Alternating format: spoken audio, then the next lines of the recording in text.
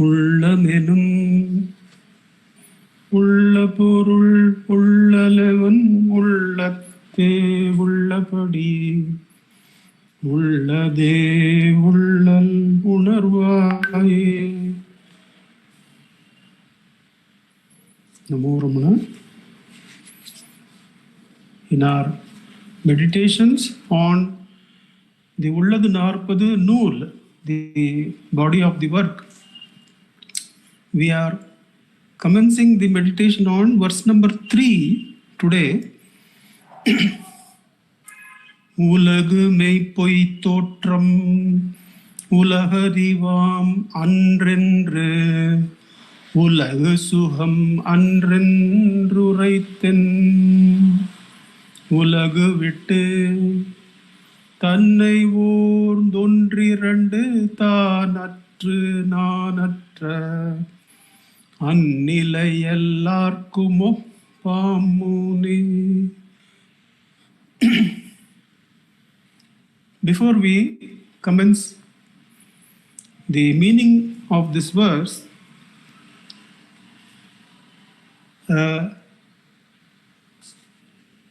recalling the position where we are, Bhagavan has given 2 verses as Mangala Shlokas. We saw the first Mangala Shloka was on being or pure existence, the Sadvastu. The second Mangala Shloka was on non-being or fear of non-being. How to overcome that? Through surrender. Then the body of the work starts. We had seen that the first 22 verses form Viveka or the necessary discrimination to start the sadhana. The intellect needs to know certain aspects of the teachings and discriminate between certain things so that it can focus or put attention on the right area. That is, Viveka is 22 verses and sadhana is 23 to 30, and the anubhava is from 30 to 40. I said that the 30th verse could be seen on either side because the anubhava is mentioned in it. We also saw, interestingly, that the first 4 verses of the Viveka segment is a whole summary of the work itself. And we had seen how the first verse was on the Sadvastu, the self, Sittiramum, Parpanum, Serpadamum, Aruliyum, Attanayum, Tana, Avan. This picture of names and forms. The one who is seeing the picture, the observer of the picture, the screen that brings together this strange picture in which both the seer and the seen are there, as well as the light that reveals this whole show. All these are nothing but the self. So the first verse was on the self.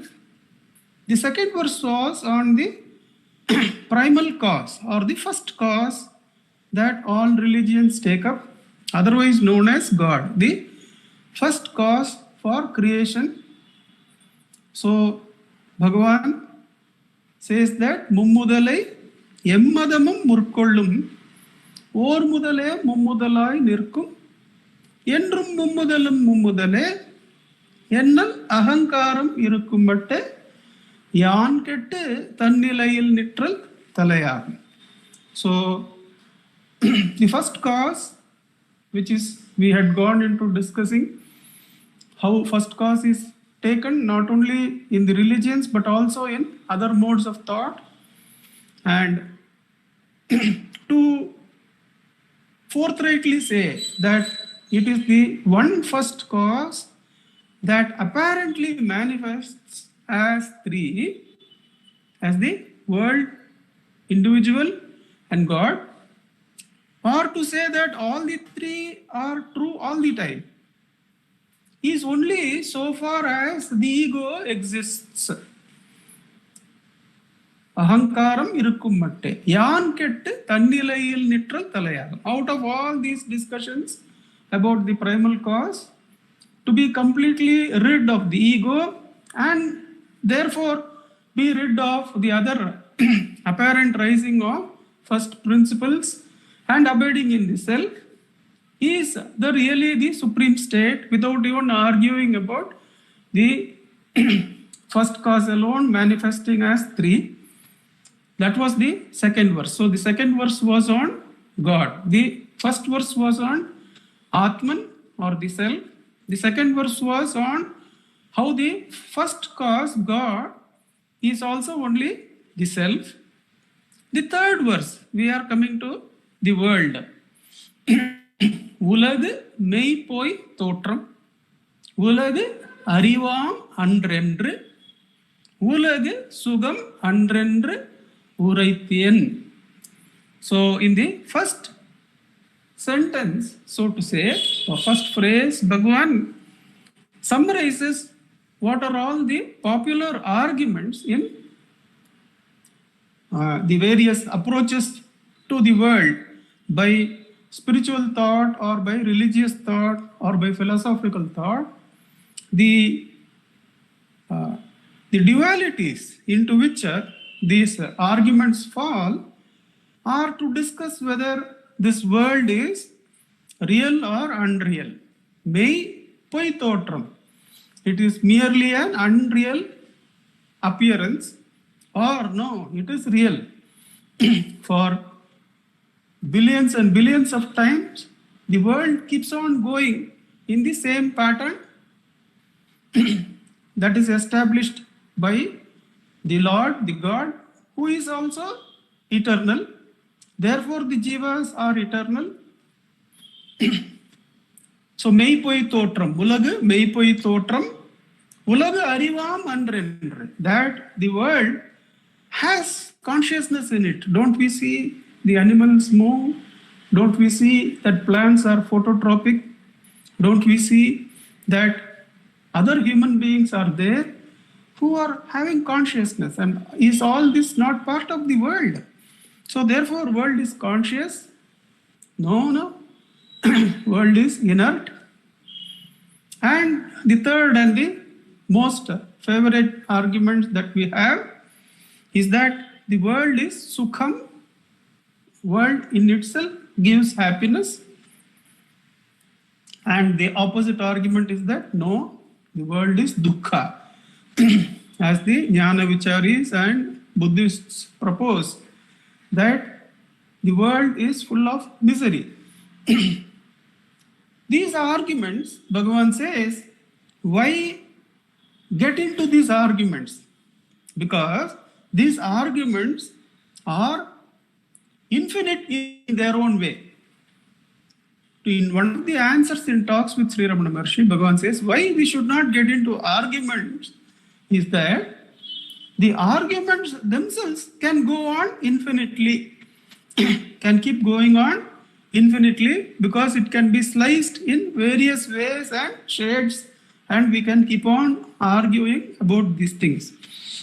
Ulagu mei poi totram, ulagu arivam andrenru, ulagu sugam andrenru uraithen. What is the purpose or point in wasting time in discussing this? Ulagu vittu, letting the world go. Tannai orndu. This tannai orndu is seeking to know oneself, one can say, or knowing oneself, one can say. Both interpretations are there, but it doesn't matter much for us at this moment that both the interpretations are there in the commentators, that knowing oneself or seeking to know oneself. Tannai orndu. And the next line say, Ondrirandu Thanatru. The division between the world and the jiva, and the division between dualities and monistic thinking, the singularity the absence of duality or Advaitic thought, neither are there. ஒன்றிரண்டு தானற்று. Neither is there, once the ego is gone, neither is there an inclination or a vasana to defend Advaita, nor is there a vasana or inclination to defend Dvaita. Both ஒன்று இரண்டு தானற்று நானற்ற அந்நிலை, that egoless state. So obviously the earlier, if it is Orndu is seeking, then that Orndu has completed itself in Nanatra. If the Orndu is knowing oneself, then the Nanatra is simultaneous with that knowing oneself. Either way, the verse completes itself by saying Nanatra Annilai Ellarkum Oppam. Nanatra Annilai Ellarkum Oppam. That means Bhagavan emphatically states that egoless state is acceptable to all. Now that is something interesting. In the earlier verse, he had finished by saying that egoless state is the supreme state that is there. We are discussing about the first cause. He had finished by saying Talayahum. Whereas here he is saying Ellarkum Moppam, so we may spend some attention or put some attention on this, why he says that it is acceptable to all. Let us summarize or put together the meaning of the words involved. The popular arguments about the world that is in front of us, that is an objective collection of various things. The popular arguments that go about the world are divided as that the world is real, world is an unreal appearance, world is full of consciousness, world is inert, world is happiness, no, world is dukkha or sorrow. Why get into these arguments when the goal of those arguments can be directly seen by going for inquiring into knowing oneself, by leaving the enquiries of the world or arguments about the world, let those arguments go, let the world go, and seek to know oneself. And in seeking to know oneself, when one reaches that state where there is absolute egolessness, that egoless state where the world is also gone and the first cause is also not there, because there is nothing that is caused. There is only the Atman where there is no cause or effect. The Atma that is free of cause and effect alone is there. Therefore, this abidance in the self, the egoless state, is acceptable to all, says Bhagavan. That is the gist of the verse. So first, let us recall the first verse was a very positive approach, that whatever we see, the names and forms, the seer, the screen on which the film is displayed, and the light which displays all this, which is Ishvara Shakti, all that is nothing but the self. The second verse was the discussions about the first cause being one first cause appearing as three first principles, or three principles being always real. This discussion arises and exists only so far as the ego exists. Ahankaram irukkum matte. Yan kettu tannilayil, to destroy or annihilate the ego and to remain in the self is the supreme state. And in this verse, the world has also been merged in the self. What is seen as the snake is really the rope. What is seen as a division between seer and seen, the seen being the world and the seer being the jiva, this is dissolved into the self, because what appears as the world gets dissolved when the ego, the seer, is dissolved into the self. That is how the three verses go. Now, in the talks, as we read the talks, we find that why Bhagavan says that better than an inquiry into the world, which is what the jiva tends to do in its outward nature. Why does the Sadguru, why does Guru Bhagavan, Guru Ramana ask us to inquire into the I? Now we find interestingly that there is a difference between knowing the world and knowing the I, which gives us a clear reason as to why seeking to know the I is a direct and better approach and is free of the confusions that exist in searching for the reality of the world. In talks, Bhagavan says, when a person is in a room, in a dark room, suppose he has to see some objects. Suppose he has to see some objects in the dark room. Then he needs a light that is apart from the objects, that is apart from him, so that the objects can be revealed. The truth of the objects, the existence of the objects is revealed by another light apart from him and apart from the object. But suppose the same person is inside the dark room and somebody from outside calls him, "Hey, Nandakumar," then he doesn't need another light to respond, to know who he is, that his existence is known to him by his own consciousness, or her existence is known to her by her own consciousness. The jiva's existence is known to the jiva by the jiva's own consciousness. Even in the relative terms, the existence of the world as the object in a darkened room to a perceiver needs another light. It requires the sunlight and it requires the consciousness within apart from that object. For us to see that object, the consciousness should be awake and the sunlight should be there. Then the object is perceived. Whereas to know one's own existence, one's own awareness itself is more than sufficient. Therefore, there is no need for a second confirmation or approval.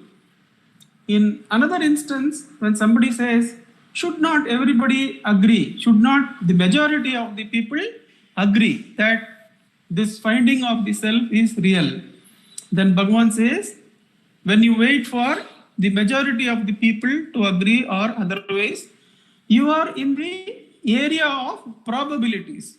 You are in the area of percentages, might or might not.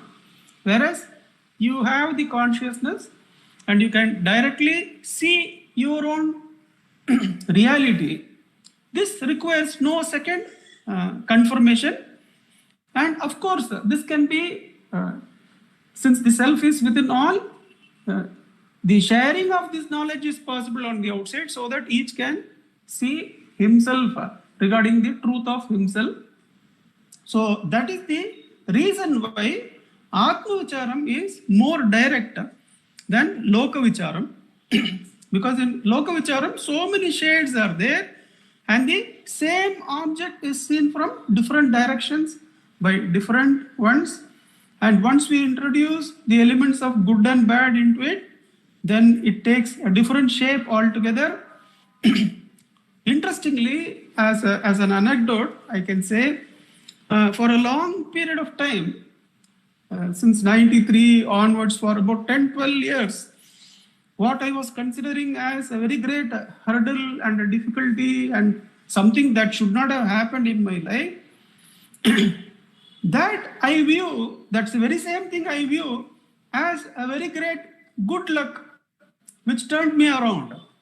The very same event which was viewed as dukkha or something that should not have happened to me, now I realize that if that event had not happened to me, I do not know for certain whether I would have turned around inward as I have by Bhagavan's grace. Now, that is how unreal, or that is how, let's say, changing in nature is the nature of worldly events, because the same thing can appear as good or bad according to the drishti, according to the viewer, according to the point he has taken. Now, therefore, it is better to inquire into the nature of the self. That is point number 1. உலகு மெய்ப்பொய் தோற்றம் உலகறிவாம் அன்றென்று உலகு சுகம் அன்றென்று உரைத்தன். Moreover, the number of arguments that we have about the world is all removed in Atmavicharam, in looking at oneself. One of the very interesting discussions about world that I have come across, where serious sadhakas are involved, is one where who are all the realized people in this world, and whether the guru I have had, was he or is he a realized person or not.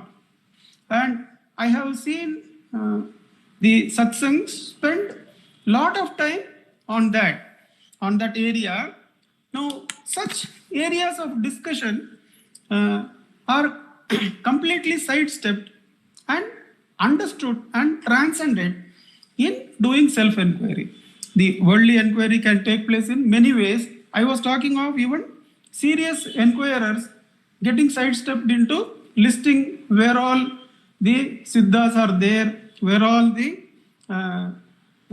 people who have attained self-realization, their samadhis are there, whether they are really attained or not, and what are the nature of attainment. All these things, that is the world of spirituality. The world of spirituality itself can be a world, can be a different world, and we start defending, we start supporting our cases.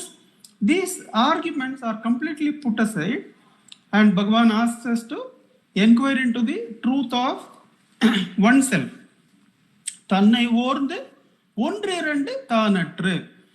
Why Bhagavan removes Advaita also from it? Advaita is also removed from the area of discussion, because to defend Advaita or to argue about Advaita defeats the purpose of Advaita. Now, there is an important point here which we will have to clarify regarding Advaita. That Advaita is taken to be something that is only that spiritual aspect is covered, whereas all the ethics, karma, bhakti, yoga are not covered or are given a short shrift in the discussion of Advaita.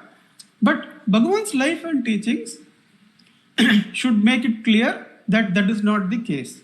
Now, what do we mean by this?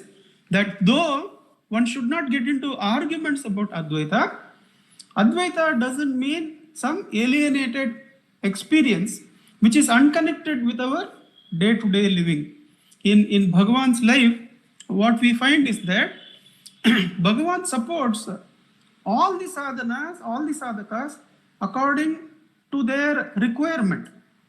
It is not that he taught everybody, he asked everybody to do self-inquiry. Of course, he would guide them if that possibility were there. But if they were doing some sadhana of doing japa or dhyana, or if they were engaged in defending the nation, Bhagavan would say that meeting is there, you can go. Many of the devotees in Bhagavan's ashram would go and attend the talks when Gandhiji comes down to Chennai or somewhere nearby. They would participate in upvasa. So it is not only the sadhana of bhakti and jnana, but even the other supports were being given by the highest form of Advaita. Bhagavan's teaching is supposed to be, in one sense, the highest form of Advaita, because he teaches Ajatavada. Ajatavada means that now that we have seen about the self, the first primal cause, and the world being the self, the Ajatavada of Advaita is as taught by Bhagavan. It says that it takes us to the self where the first act of creation has not taken place, where nothing is born, nothing is going to grow, nothing is going to grow old, and nothing is going to die, because nothing is born out of the self. The self is untrammeled, the self is untouched, the self is unspoiled by whatever we see as creation, irrespective of at what time and to what time it is going to exist. All these which are parts of creation does not touch the self. The self is untouched. There is neither bondage nor liberation in Bhagavan's Ajatavada. That the world that we see is not born. But that doesn't mean that his teachings alienates itself from day-to-day working. How that is done is a small piece of information which we should have. That is a point where the Western philosophers, they find it difficult to come over to pure spirituality. They hesitate to come.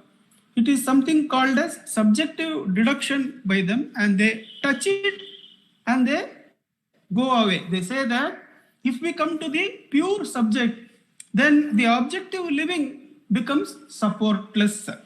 That the rules and regulations or the ways in which the day-to-day living we want to regulate for the human beings, that cannot be enunciated is what they feel. But that is not so, because in Bhagavan's life and teachings, just going through the life and teachings and the way in which he used to cook for those people who came, and the way in which the ashram itself was set up to provide to the needs of the people of that day. Whatever was the amenity, one English lady says that a towel, a soap and all were kept in the place reserved for us, and it was much appreciated by those who came in the ashram. So all this, the day-to-day realities were being carried out. Now, how this connection comes in Bhagavan's teachings and from Hinduism, from the teachings in Vedanta, it is, we should have that clarity that how Ajata, on the one hand, saying that there is no bondage and no liberation, there is no bondage, therefore there is no liberation, he is able to support the whole world. That the world is not there is the teaching. World has not come into existence outside of the self. But Bhagavan is able to support the world when the mango tree is injured by careless people who have been asked to pluck the mango. To pluck the mangoes, they hit the tree with sticks. And when Bhagavan comes there, not only has the mango fruits been taken, but the whole area is covered by mango leaves. And it is said the shout of Bhagavan, the voice of Bhagavan made the whole hill reverberate. How careless you have been to injure this tree like this when it is giving us the fruit. Now that is the reality, that is the down-to-earth reality and care and compassion that Ajata has. Now how this has and why the Westerners have not been able to cross over their own, they have come up to that point, but they are not able to come to the self alone state, is a very interesting point where we find support from Bhagavan's teachings and the Indian tradition and the Vedanta. The support is that the Aroli which we saw in the first verse. So the self, of course, is Advitiya. The self, of course, is Ajata, is unborn, it is uncreated, it is unput together. Therefore, it is not separable, not destructible, it is immutable. All this comes, it is imperishable, because it has not come into birth and death. It is, that's all. But the Aroli, the Spurana, is something which probably they have not taken into their experience. The Spurana is the self-attention, that the Ajata Atma rising in ignorance with the desire to know itself, with the act of knowing itself. That is the Spurana that Bhagavan says, hold this Spurana, because there is no holding the self. The self is Advitiya, the self doesn't have a second. So therefore there is no holding the self, there is only being the self. But Bhagavan says hold the self. There the self means Spurana. And Bhagavan would alternatively use the word self to mean Spurana or the self itself, depending on the situation.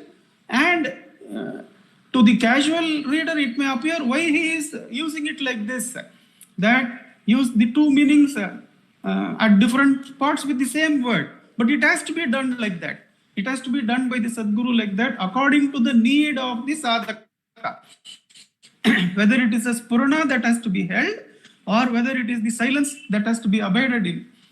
Because the intellect can mistake and retain the ego and take credit for anything.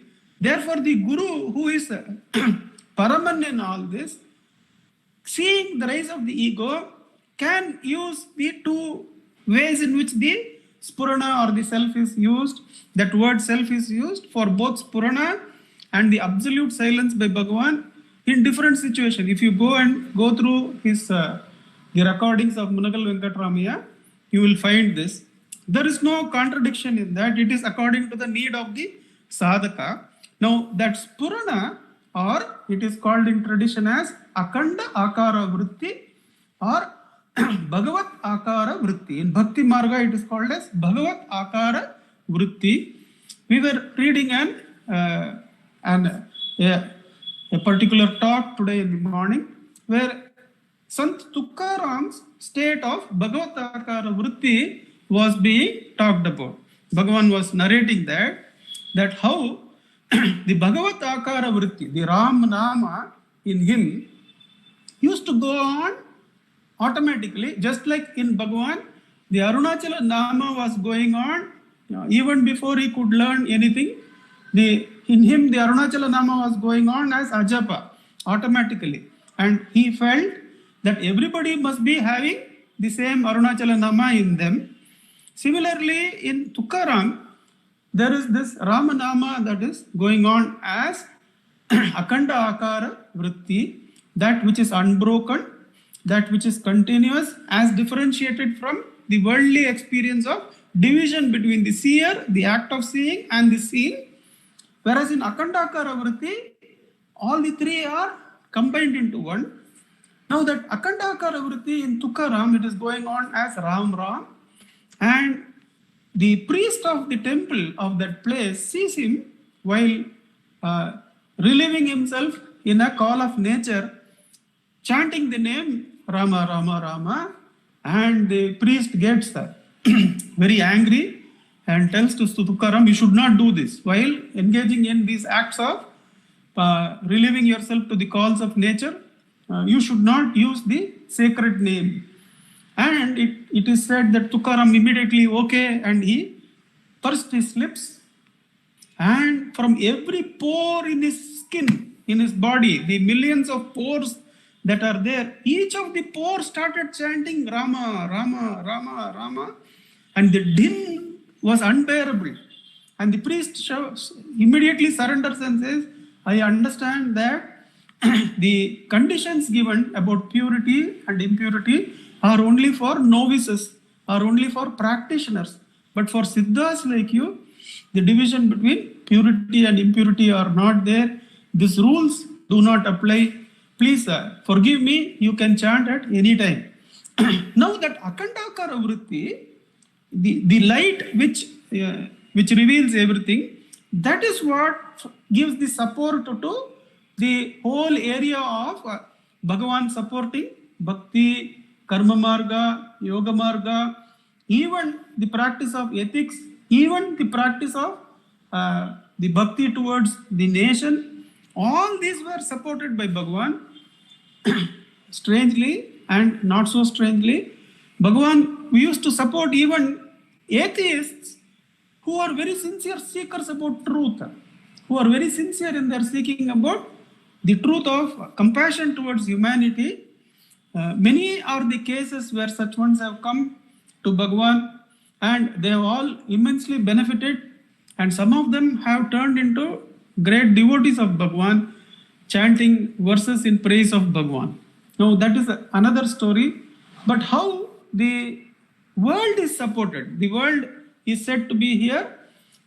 We need not inquire into the world, he says, Bhagavan says. But the same world and the sadhanas in the world are supported by Bhagavan. when some person asks about, goes and seeks his consultation regarding where to get his daughter married, Bhagavan says this alliance would be good, and it so turns out. And Chadwick says, even in a smaller matter, Bhagavan would help out even in the smallest of matters if we really go and ask him. He says he had consulted Bhagavan regarding going to the dentist. And once Bhagavan had said it is not required, and at that time what was lodged in the gum came out the very next day. But another time he wanted to go to Pondicherry, and Bhagavan said, okay. And he went all the way to Pondicherry, and the doctor said this would not have got removed just like that. It was good that you came. And Chadwick says that we can ask Bhagavan all this if our relationship with him is in that mode, that even now many of the devotees ask Bhagavan in their personal relationship, all that.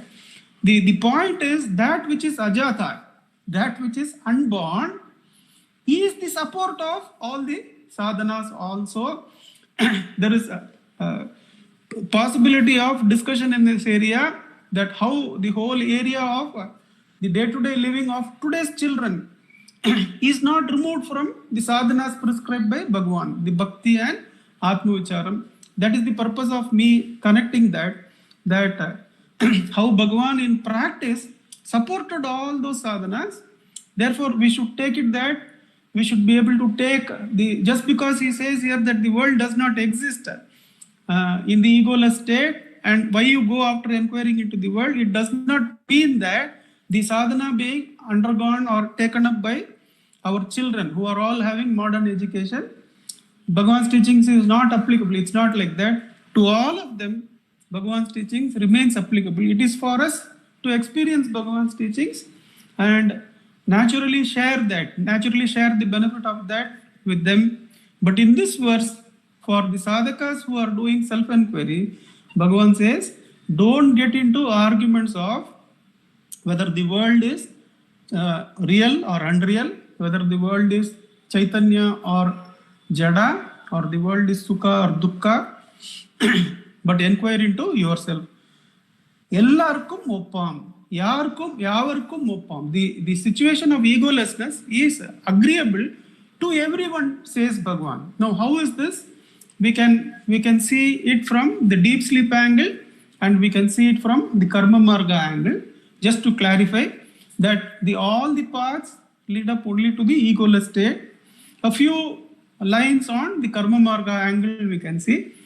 Karma marga in the yogas, the karma yoga, is such a beautiful path that it requires simply the selfless duty-bound action and action for its own sake and not for the result. If you take these two elements, that action for its own sake and selfless duty-bound action, where does this lead? Where does the practice of karma marga lead? When we research or look into that, what happens when, and to tell you the truth, the whole of Kantian philosophy is based on the karma marga, or it has drawn a lot from karma marga. May not be directly, I don't know the source, but if you see that karma marga, the beauty of karma marga is known to us better. But let's look at karma marga, where it takes us ultimately. When we let go of result and when we do action for its own sake, what happens to the jiva? What happens to the karmi? What happens to the doer is that when we let go of the result, let us say typically we work for a particular organization, but not very keen on the promotion alone, whether we get the promotion or not, let me work. So when the work comes at 6 o'clock or 7 o'clock and the mind says, if I do this, I will get promoted. If I don't do this, I will not get promoted. Put that thought aside, put the vasana or put the habitual inclination to work for that result aside, and focus on the work. Just do the work for its own sake. So indirectly what Karma Yoga does, it removes the inclination. It frees the doer from inclination. It frees the doer from vasanas, because the work becomes for its own sake. It is a complete act and it is not done for something outside of it. So the whole creation is understood by Karma Yoga to be complete in itself. Each act is complete in itself. The whole creation is complete in itself.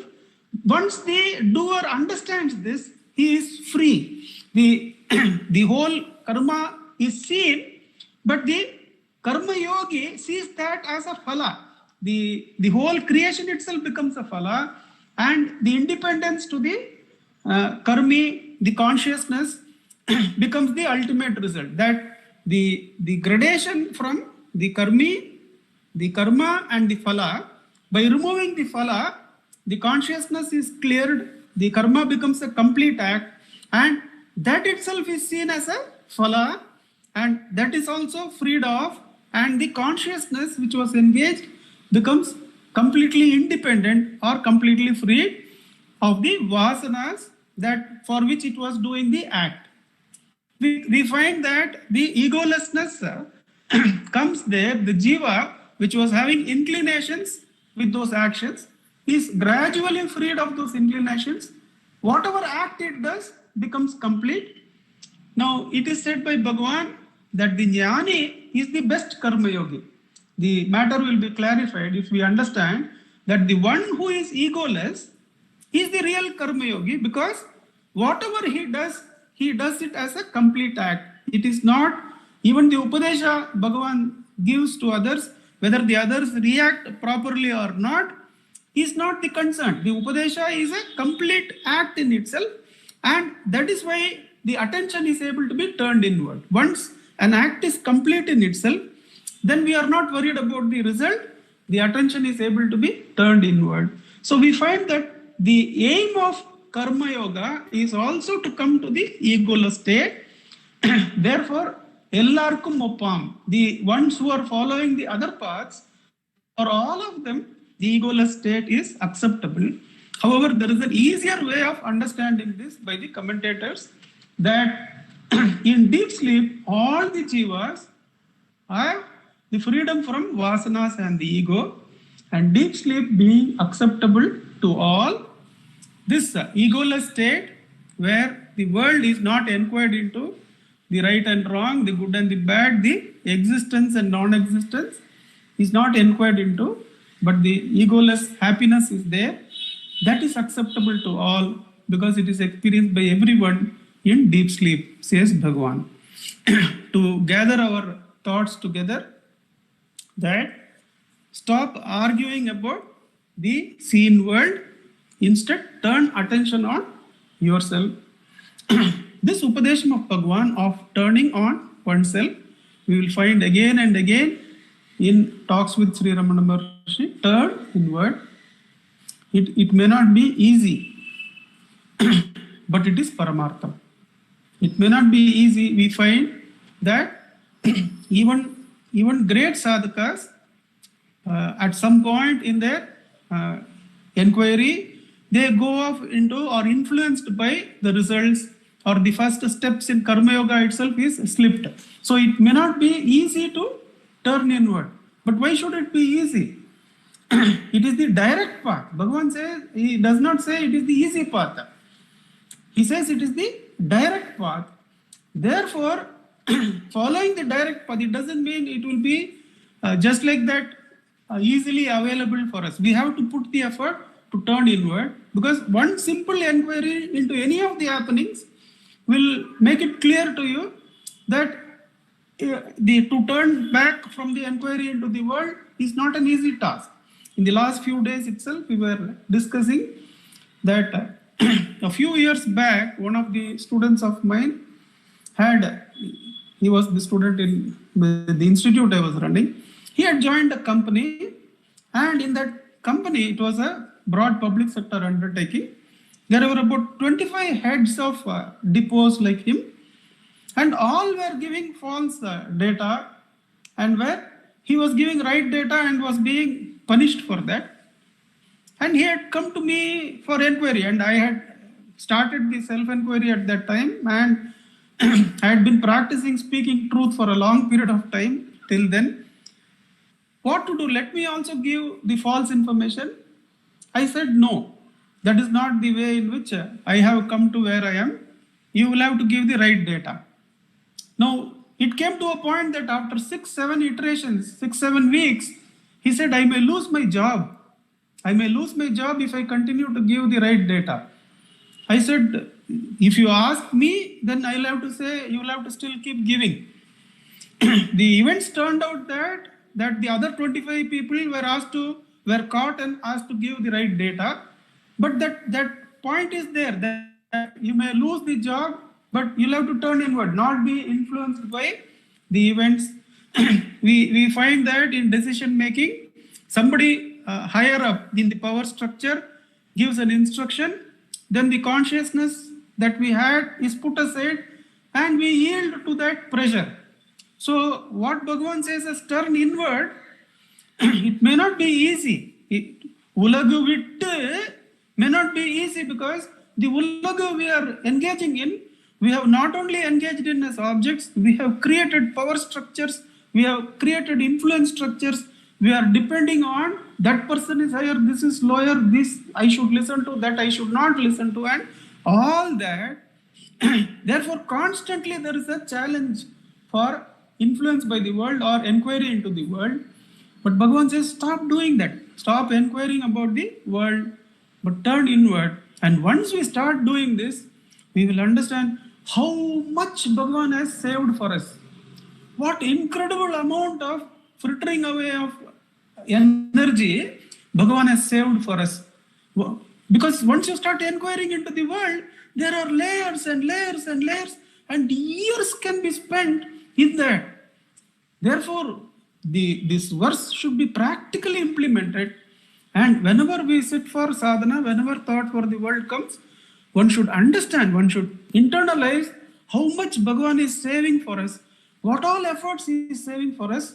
Because otherwise you'll have to experiment there, go by gradations, one after another, you'll have to learn. Instead of that, in one go, உலகு விட்டு தன்னை ஓர்ந்து ஒன்றிரண்டு தானற்று நானற்ற அந்நிலை எல்லாருக்கும் ஒப்பாம்.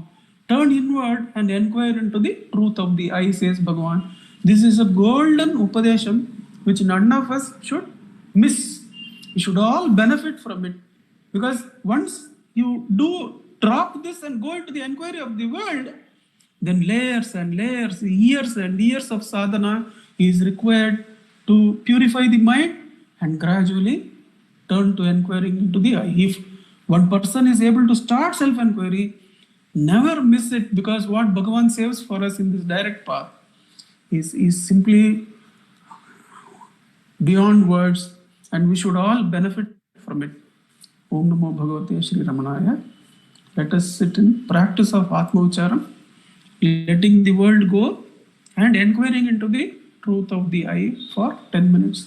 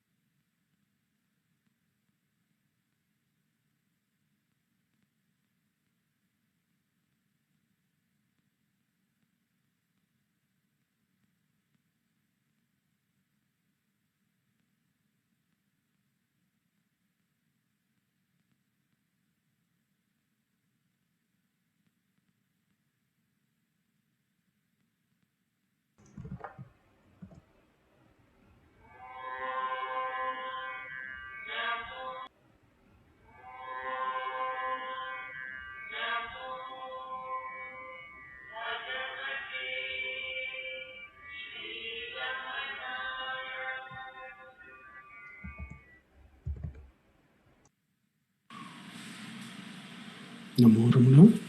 I request Dilip ji to give us his remarks on the verse. Namo Ramana, sir. Namo Ramana, sir.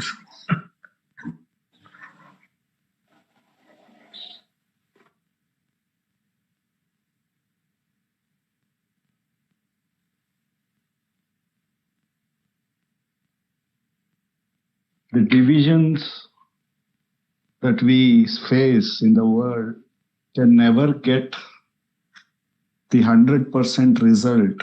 And therefore, the happiness that we all look for, unalloyed happiness that we look for, can never come when we are outward turned towards the world, which is full of divisions, full of doubts. As Nandakumarji said, many paths would also doubt the teacher and his ability to deliver. Such is the nature of this world and the mind which is outward turned, and how Bhagavan has simply said that whenever you see the world, you will not be able to see the self. Whenever you are able to see the self, there will be no world. By saying that, and by this statement saying that when the I is annihilated, this would agree to everybody. Whether even if we take the Dvaita, Advaita, all those different Siddhanta, all of them would agree to that. So once the doubter, the thinker is traced back to the source, and it was very beautifully conveyed, where you don't need any other tool, not even the tool of intellect, mind, because the consciousness has to is the only thing which is required to recognize the existence, which was very beautifully put in a very simple words for all of us. That's all that needs to be done. And by the mind, by the consciousness abiding and rejoicing the peace of that existence, that is the self-experience with which Bhagavan is making us get through this Atma Vichara, this most direct path. And by the act of inquiry, everything else is seen as full of doubts and confusions. And therefore, one would do the tyaga of everything, the world, the so-called world, and find himself to being that pure existence and pure consciousness and unalloyed happiness at all time. It was so beautifully brought out to all of us. Thank you, Nandakumarji. Thank you to Bhagavan. Om Namo Bhagavate Shri Ramanaya. Namo Ramana, sir. Namo Ramana to all.